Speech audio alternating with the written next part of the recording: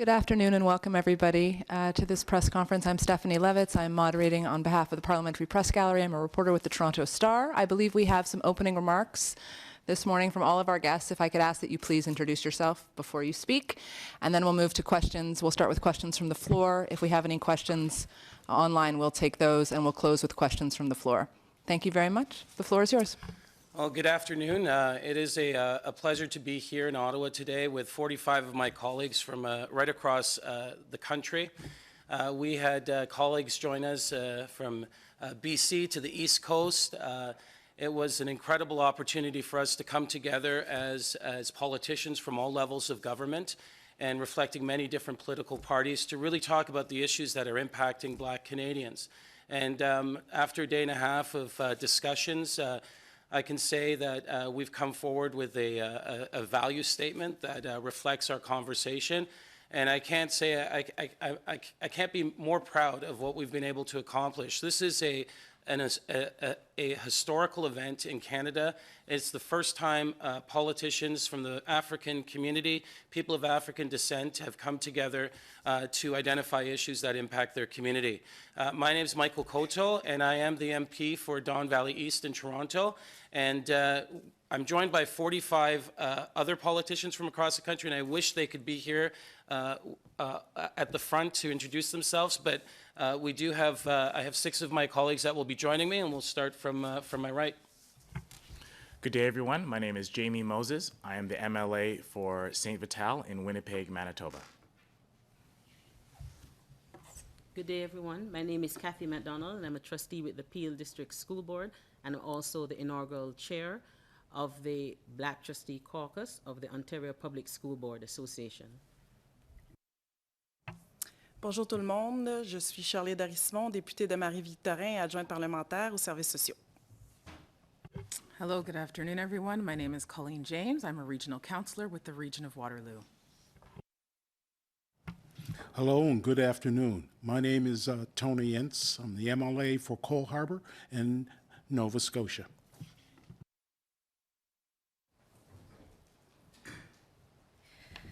Thank you, everyone. We're doing a little switch up. I am Charmaine Williams, MPP for Brampton Centre in Ontario and Ontario's Minister for Women's Social and Economic Opportunities.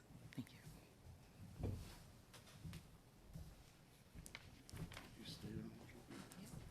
Donc, bonjour tout le monde. Je vais commencer par lire la déclaration en français. Donc, je suis la porte-parole francophone comme députée au Québec. Donc, 45 politiciens noirs de partout au Canada et des différents niveaux de gouvernement se sont rassemblés de façon non partisane pour avoir une discussion en profondeur.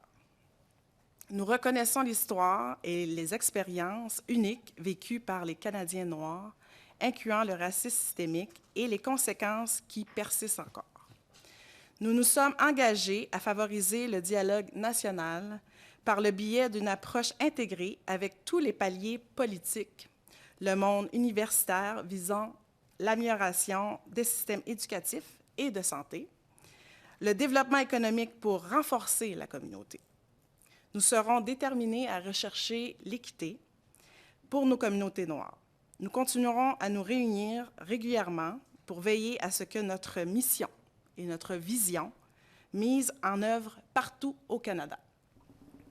Tous les 45 membres du Congrès canadien des parlementaires noirs affirment conjointement leur engagement en faveur du renforcement et de l'égalité des chances des données désagrégées avec des perspectives noires, des soins de santé et du bien-être, de l'engagement communautaire et de la préservation de la culture, et enfin, un système éducatif et du développement économique.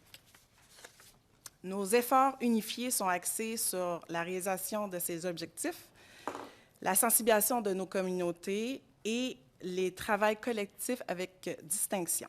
L'engagement à reconnaître le racisme anti-noir et à lutter contre le racisme systémique, ainsi que la préservation et la promotion de la culture et de l'héritage noir. Merci. Thank you. And I will provide the English version of our statement.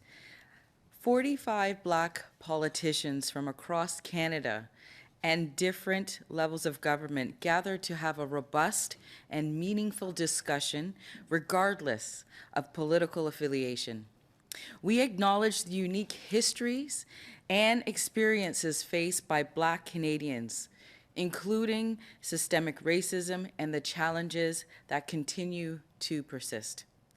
We committed to foster national dialogue through an integrated approach, which includes all levels of government, all academia, and aiming to improve educational and healthcare systems, enhance community and economic development. We will be steadfast as we seek equity for Black communities. We will continue to meet on a quarterly basis to ensure that our mission and our vision are being actioned across Canada. All 45 members of the Canadian Black Parliamentarians jointly affirm our commitment to capacity building, disaggregated data, and Black perspectives, healthcare and well-being, community engagement and cultural preservation, and finally, education systems and economic development. Our unified efforts are geared towards achieving these objectives, ensuring outreach to our communities, and working collectively with distinction, committed to acknowledge anti-Black racism and combating systemic racism, and preserving and promoting Black and culture and heritage. It's been an honor to sit with these phenomenal parliamentarians, politicians, to put this together and make a joint statement. I look forward to the continued work and plus the attention and desire and drive from all Canadians across Canada to work together to strive for equity and inclusion. Thank you.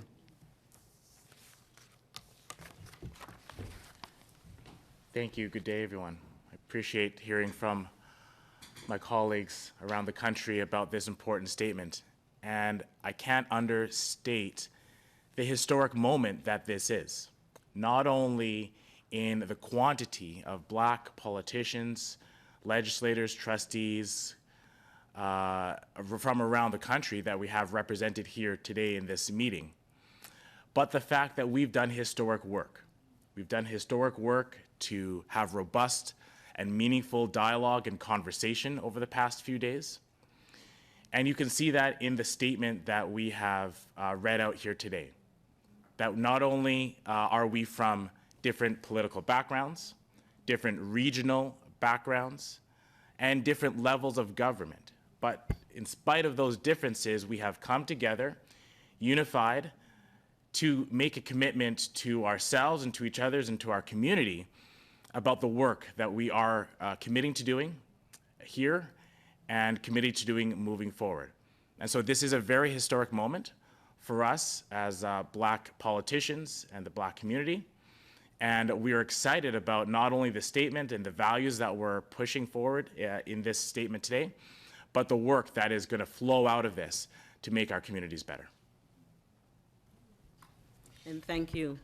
And as a Black woman and a mother of 4 Black children that represent a diverse school board with Black students, I am thrilled that 45 people, Black politicians across political lines, regional lines, and all levels of government felt that education was a priority and that it was a key issue and identified the importance to address systemic barriers and disparities faced by Black children and communities, knowing that when served adequately, a discrimination-free education leads to a better learning and working environment for everyone. And the success of Black students is a success for all students. So it was music to my ears. Thank you.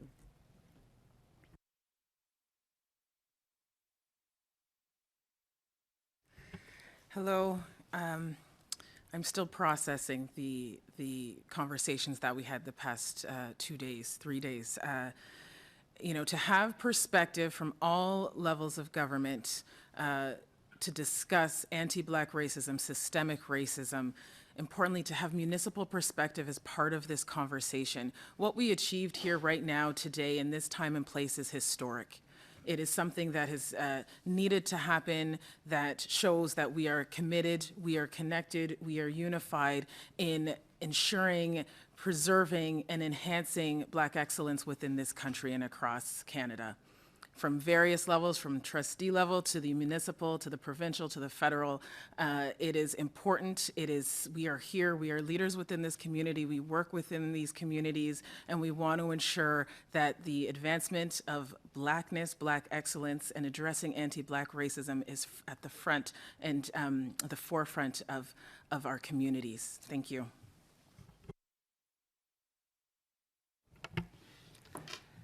Thank you. It's been overwhelming. It's been wonderful. It's given a sense of pride. And I say this because when we look at any community, especially the Black community, division has been the one thing that has kept us from advancing and moving forward. That division over the last couple of days was diminished. I am extremely proud that we had many different points of views and opinions, but we've come to a consensus. It's been a long time coming, and it's been something that I have dreamed of from the time I was elected in 2013. Thank you to all the communities, all the members, and to all the people that helped us achieve what we've achieved over the last couple of days. Thank you so much. I just wanted to acknowledge Matthew Green, who is one of our co-chairs for this event as well, and the work he's done. It's been an extraordinary experience, and I don't think there's any more comments.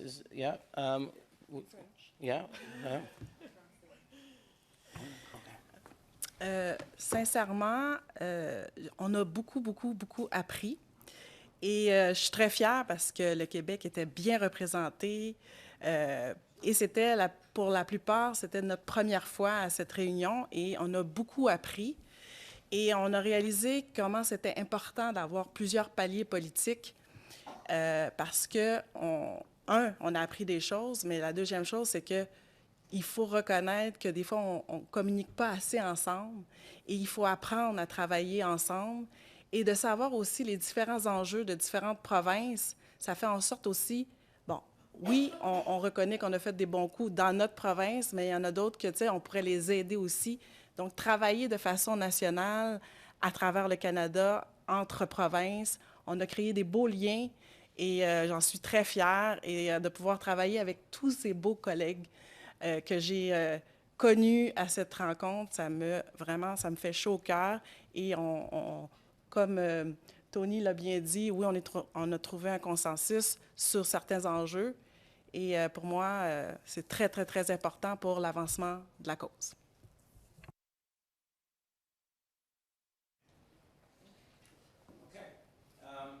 We'll end there and just open it up for questions if there are any. We have a few reporters in the room. We don't have any online, so we'll stick for the room for now. We'll start with David from CBC. Hi, David Thurton from CBC. I guess, is there some sort of action plan that's coming out of this? There was some discussion about that, or is that in the process of happening? So, you know, one of the key pieces over the last couple of days is, for the first time, politicians from across the country actually got to know each other. You know, we have members out in BC and, you know, across Quebec, folks in PI that we've never met before. So bringing people together and actually building some consensus on issues that we share concern on, and making a commitment, and I think this is the most important piece, a commitment to look for ways to tackle those issues and identify those issues. Going forward, we have agreed to meet quarterly to address these issues and to look for ways where we can actually work together at all levels of government across party lines to develop new strategies and approaches to tackling some of the issues that we've put forward. So from my perspective, this is not just a small step, this is a huge step in the right direction to building a network and building consensus politically across the country.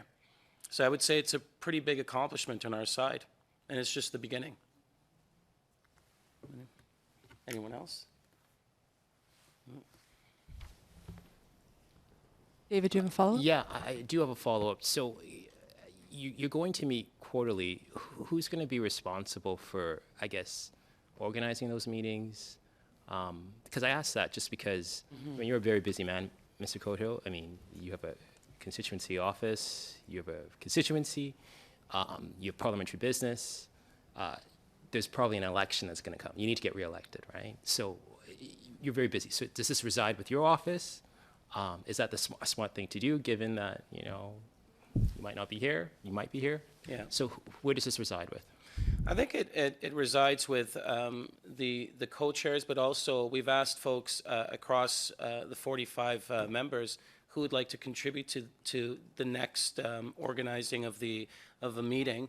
And, we worked Matthew Green's office, Greg Fergus's office, Tony Ince's office. We had contributions from Marcy, Ian's office, Ariel's, and we all worked together to make this happen. It was a contribution of resources and time. So it's a shared responsibility. I will, to me, this is a priority.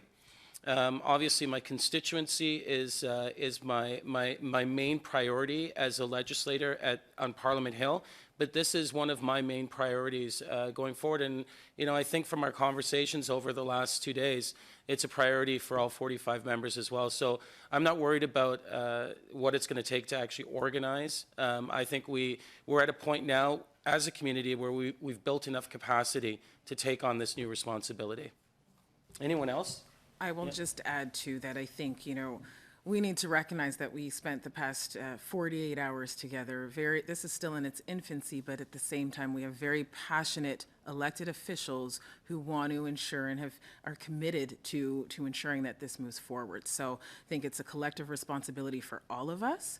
It is not the ownership of one individual to ensure that this continues. And the realities are we had conversations about not just our positions now, but future positions for those who are looking to us as leaders, as inspiration, and wanting to continue this work. And I'd like to comment as well. It is definitely a priority, but also we have the ability to be able to do both. I can look after my constituents and I can still advance the cause of this great moment and the ideals that we're pushing forward. Yes, it could be challenging, but you know what? Good work deserves a challenge.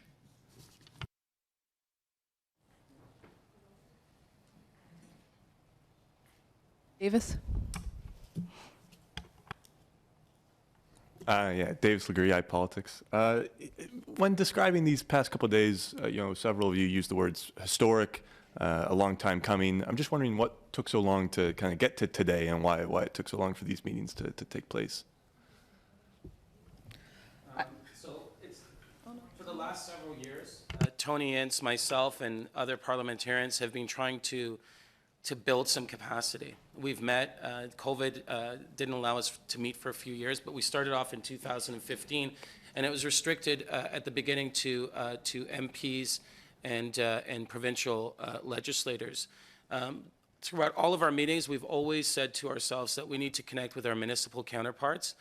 So this is the first year we've really had the capacity to develop a forum at this level.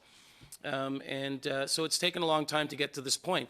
The other piece is, and this is an important piece, 10 years ago, there weren't as many black legislators and politicians in this country. So we've seen a substantial growth in Quebec, in Ontario, so we're here, still underrepresented, but we have enough capacity now to form, an association. 15 years ago, there would have been maybe a dozen members. And if I may? And I'd just like to comment, as a school board trustee, usually school board trustees are forgotten at these tables, and I was very thrilled that school boards associations were invited at the table, and not only were we invited, we participated in the rich discussions, and education was identified as a key priority. And as a school board trustee since 2014, I strongly believe that the solution to almost every problem we face as a society starts with our education of our young people. So I'm really, and that's why to me, I think it was so historic. And I am very grateful that for my counterparts all across the country to acknowledge the role of trustees and the importance of being at the table. Minister, did you want to weigh in? I'll allow for your follow-up. Okay. I just kind of wanted to stick on the municipal level. And this is for anyone, of course, can you speak to just the benefits of extending the invitation to municipal representatives and trustees and getting the perspective of those who are working, on a much closer level, I suppose, with the community? So I will jump in with that. There's a lot of firsts in this room. First-time elected positions. We've seen that in Nova Scotia, Alberta. The last term, I was the first black female councillor in the city of Brampton. And I took from that a lot of experiences that I know had there been this opportunity for municipal leaders to sit and learn from each other and understand, because what we found, or what I found, is that you're learning by fire, and you're drinking water out of a fire hose when you're first elected at a municipal level. And I've often said that a lot of work starts and ends at the municipal tables. So it's been so important for us to have the voices of our municipal leaders so that we can understand what works, what doesn't work, and that we share this bond together to know that we are working together for all Canadians at all levels of government. So it was imperative that we saw our councillors and our trustees at this table. Yes, I'll just add to that, saying that, the black experience isn't just limited to dealing with the federal government and the provincial government. It includes all levels of government, and that's why I think it's so essential that we include all levels of government in this organization.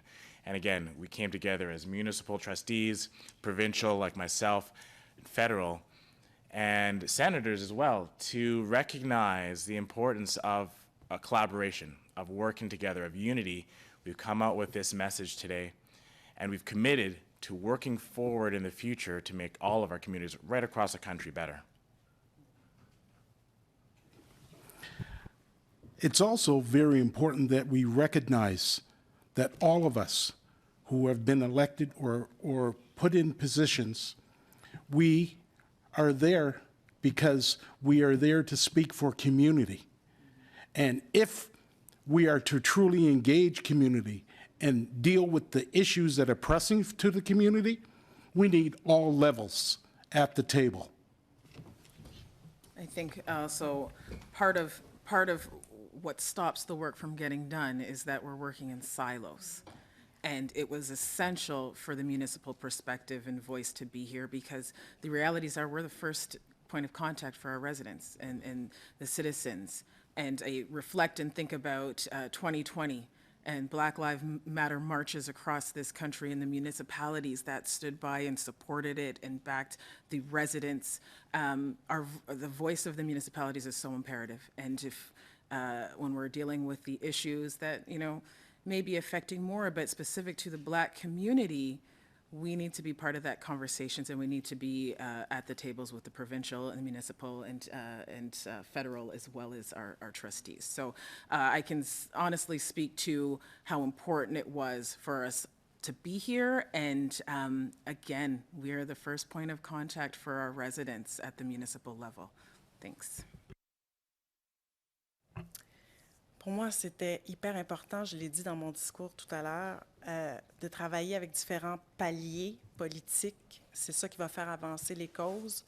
Pour moi, c'est important qu'on apprenne à travailler ensemble pour faire avancer les choses et de trouver ensemble des solutions.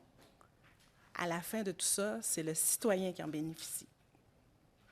Pour moi, c'est vraiment un enjeu important que tous les paliers politiques soient là. Are there any other questions from the floor? Sorry, could I just Oh, add yeah. to that too?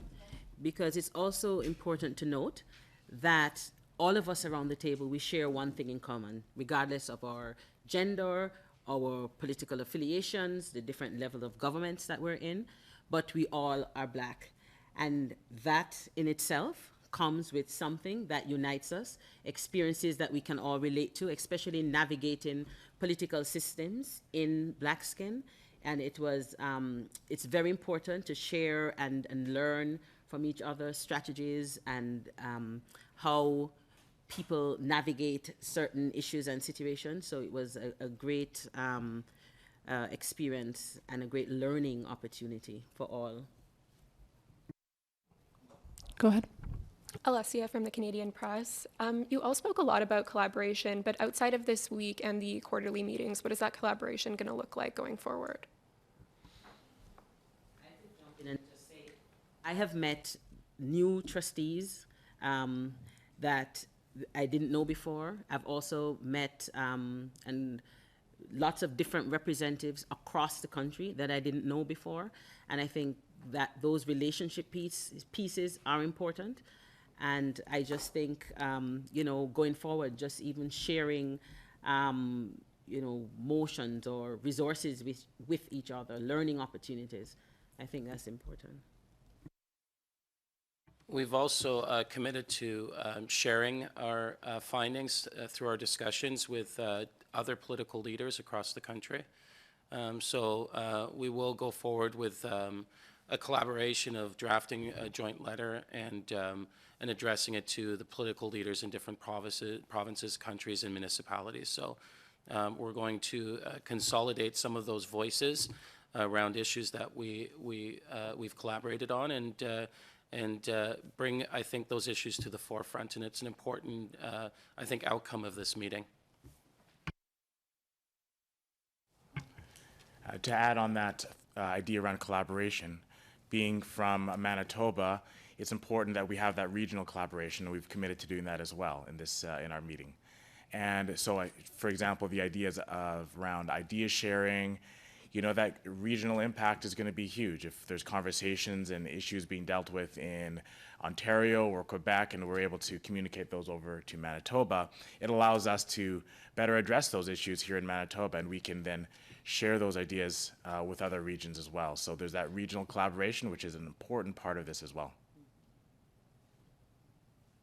Do you have a follow-up? Not necessarily follow-up, an entirely different topic. So we saw the federal cabinet shuffle that happened a couple weeks ago now, and there was a lot of racialized folks who were brought into the ministry, and that was being celebrated. But what does it take to be a racialized person who was brought into these roles to feel supported by the governments that you're serving and your colleagues?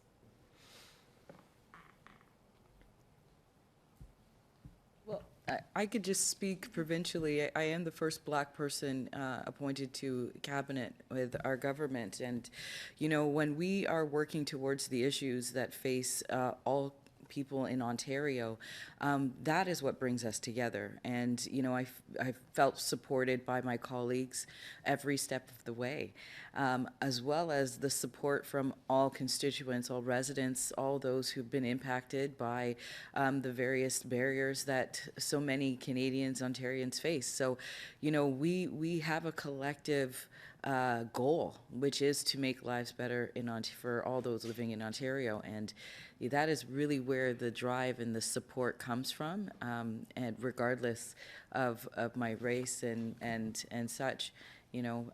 But this being here with all 45 members, this makes the feeling of inclusion and support even stronger, because I know that I have collective voices in the room who understand what it's like to be the first, to be the only one in the room, and to be reminded that when you're the only one in the room, you still are here fighting for all Canadians. That is what we've been elected for to do, and it's such a great feeling.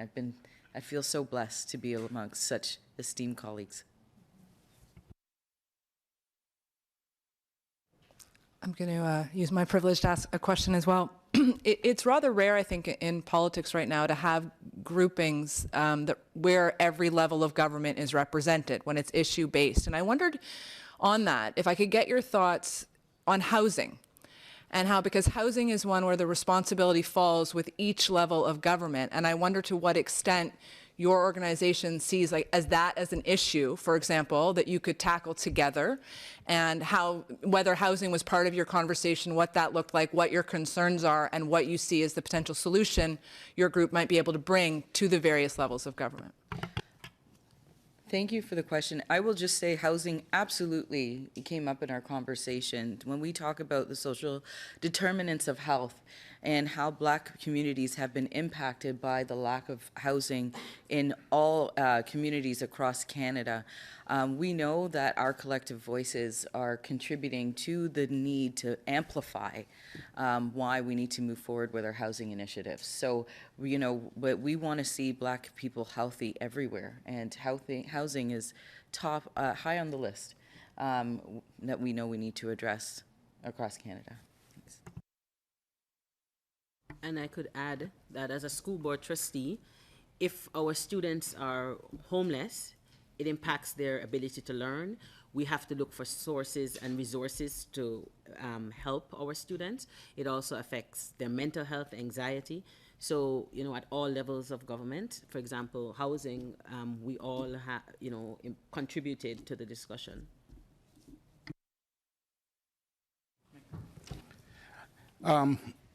As was mentioned, it's very important. It came up several times. I have a number of colleagues in Nova Scotia who are on the ground dealing with it daily. They are folks who are in several parts of the city where it's been impacted greatly. And in a small province like Nova Scotia, many of us never thought that that would happen. But it is a real urgency and a need, and it's something that we need to address.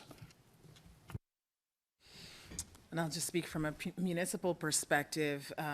Having the province and the feds and representatives was imperative, because we need help in municipalities. We need funding. We need support to address our supportive housing, our affordable housing.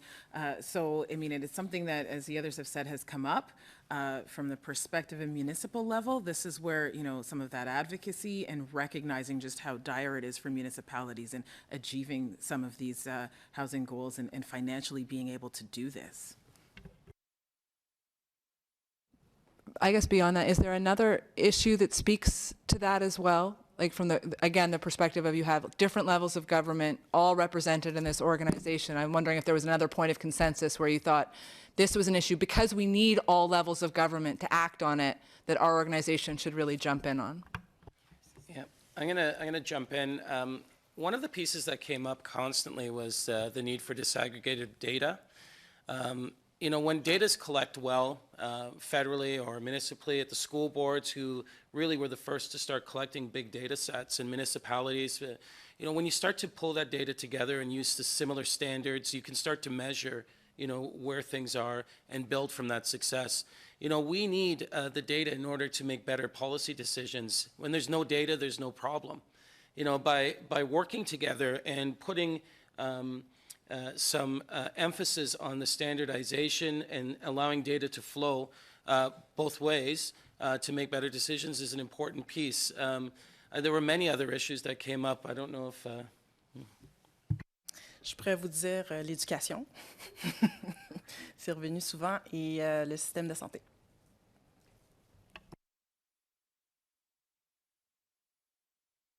You guys have time? Is that okay? Yeah, go ahead. David, you want to? Hi, thanks for that. I'm just wondering if there was any discussion about supporting the Black class action lawsuit. As you all know, federal employees are hoping to take the federal government to court to sue them for systemic discrimination, also, of course, for career stagnation and a number of other issues. Was there any discussion about that? Well, it was raised, but I think there was a consensus that, you know, our goal here was to build on issues that were shared right across different levels of government.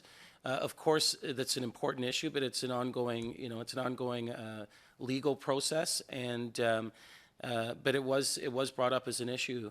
You know, there are many people who are concerned about the outcome of that, and but at this stage, it didn't find itself into this statement because the issues that are spoken on here are very broad-based issues and not very specific, like this particular item.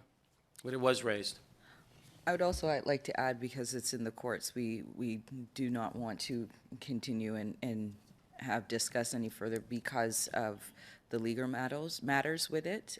But we did talk about economic development, and we did talk about job opportunities and looking at the various sectors that we are seeing where Black people are underrepresented, and how we can work together collectively to ensure that Black people have opportunities in these underrepresented sectors like the trades, like tech, and what we can be doing to encourage economic development in our communities. May I just politely push back on that? It is before the courts, yes. It hasn't been certified, but that hasn't stopped parties like the NDP, its leader Jagmeet Singh, MP Green from endorsing it.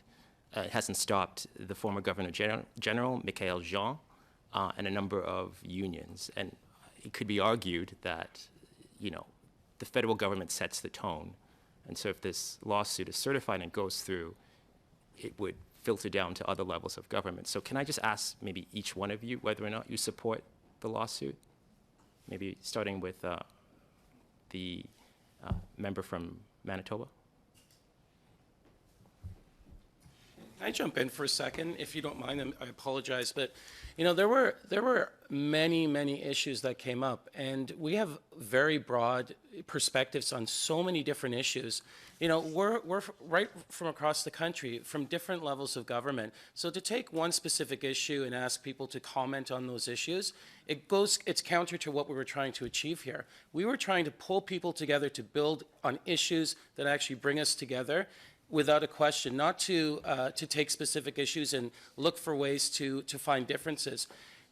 If you want to ask anyone, you know, that question, that's your right as a reporter, and anyone can answer. But you know, there were federal members in the discussion too. It is before the courts, and you know, it just wasn't an issue that you could build full consensus on in a way that could be captured in a document like this. So, you know, respectfully, I think you can do that with almost any issue. But I think the positive piece here, and I think you can understand this, is really paying attention to what we agree on and how we can actually collaborate on that and build from it. Because there are many differences. Just because we're Black doesn't mean we agree on things wholeheartedly. You know, there's some real diversity among this group. And I'll tell you, there were times even during our discussions where we're like, are we gonna actually like get to an end point? So I think you should keep that as a consideration. Yeah. But go ahead, ask whatever you want. You know, you're the reporter. I will just address this because it did come up about Black employees, about systemic barriers, about underrepresentation, especially in C-suite roles and managerial roles. I will say this, you know, and I think, you know, we agreed on this. We see, we hear, we understand the plight of Black employees across this country. And we recognize that there has been systemic barriers, racism, anti-Black racism within various employment sectors, not just within government. And coming collectively, we didn't have the time to discuss that. I think that would be a whole 3-day conference on its own, plus. But recognizing that, you know, there is representatives in Parliament in elected official roles, and we understand and we know, and for some of us, we're actually navigating the same things they are. Thank you. And in our statement, it says we're working collectively with distinction to committing to acknowledging anti-Black racism and combating systemic racism. So it's there. I agree with my colleague, Mr. Coteau, that, you know, pointing to one specific issue when we as a community, as a collective, have a whole host of issues that we're trying to combat. I appreciate the question and the comments, but this is not the time for it at this moment because it's in our statement.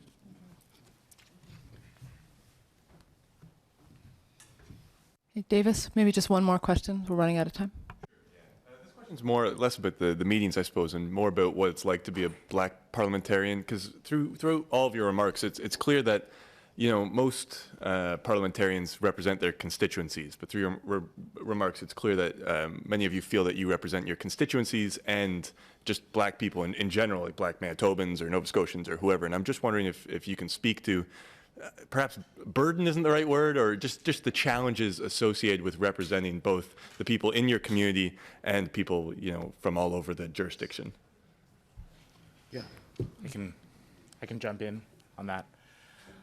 So I'm one of the first 3 Black MLAs elected in Manitoba in 2019. 3 of us were elected in that year. And so as much as I am the MLA that represents my constituents in the St. Vital, one of the best ridings in all of Manitoba, I also have a great honor to be one of those first 3 people. And that with that honor comes a privilege of communicating with people who have never had that type of representation before. And that means being very active in the community, means listening to that community, and being able to represent their needs in a real personal way. In a way that both shows my lived experience and hearing the stories from other community members who have experienced systemic racism and racism in a variety of forms. And by listening to those stories, by understanding the stories, and by having that lived experience myself, it allows me to do a better job of being a legislator, but it also enhances the entire legislative system in Manitoba by bringing that perspective and hopefully making all of our laws, procedures, rules, bylaws better for our entire province. And I would say I don't see it as a burden. I see it as a privilege, representing my constituents as a school board trustee. I am fiercely passionate about the importance of education. So even though a lot of times we are forgotten, right? And I still think we have one of the most important jobs because we are responsible for molding and nurturing the future generations.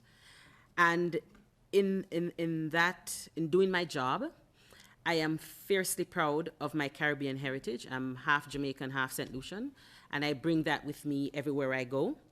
And I don't see a contradiction in serving Black students as well as the rest of my constituents.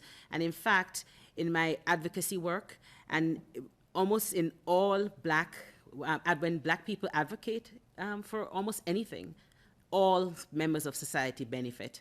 So even if you look at school boards, what have done a lot of initiatives, you have other students that benefit from the initiatives and the work that are done in promotion or in the attempt to eradicate anti-Black racism in education. So I see it as a win-win and a privilege. Thank you. Burden. Listen, growing up in Nova Scotia, a community that's got 400 plus years of dealing with this, it's part of our DNA. It's what we have had to deal with growing up in Canadian society. It's another aspect. I wouldn't call it a burden. It's another aspect, especially being fortunate and being blessed to represent my constituency, who also allows me to be able to balance it and do both. So I wouldn't use the word burden. It's, I Again, I go back, it's part of our DNA, being in a community that's had to deal with it for 400 years plus. Does anybody else want to take that before we just, Alessia, do you have one last question? Okay, I just have one last one, which is, who's paying for all of this? Myself, Greg Fergus, Matthew Green, Minister Ian and Ariel Kayabaga, we all contributed to put this on from our own members' budgets. Yeah, so we used it to bring people together to make sure we could get the services necessary. And as you know, in the House of Commons, the space and the interpretation and all of that is part of what members are entitled to. So we just use the services. But I saw it as a very good way to invest in the future of this country. And just to add to that, each one of us, each 45 members of us, are here to represent our constituents. And so it comes out of all of our budgets. And that's what we do in government. We invest in the community and invest in people being here at the table to have these conversations, to move the issues that we are faced with forward and see change. So it's an investment all Canadians are making. Okay, thank you, everybody. Thanks for your time. Enjoy the rest of your day.